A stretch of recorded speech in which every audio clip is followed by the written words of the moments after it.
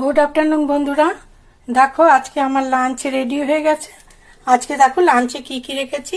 গরম গরম সাদা ভাত রেখেছি। এখানে দেখো মুসুরির ডাল রেখেছি দুরকমভাবে।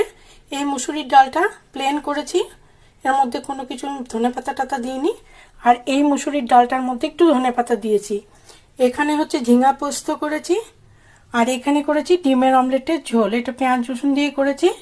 4টে ডিম নিয়ে পিস পিস করে কেটে এটাকে ঝোল হিসাবে করেছি। এটা খুবই সুন্দর খেতে হয়, এর মধ্যে কোনো ধনেপাতা দিইনি।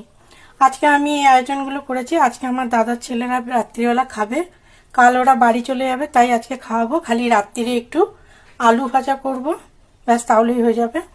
আর এই হচ্ছে আজকে আমার লাঞ্চের মেনু। তোমরা কে কি লাঞ্চ করলে অবশ্যই ভিডিও দিও, দেখবো। আমার লাঞ্চ মেনু তোমাদের কেমন লাগলো অবশ্যই কমেন্ট করে জানিও। ভালো থেকো, সুস্থ থেকো। এই পর্যন্ত।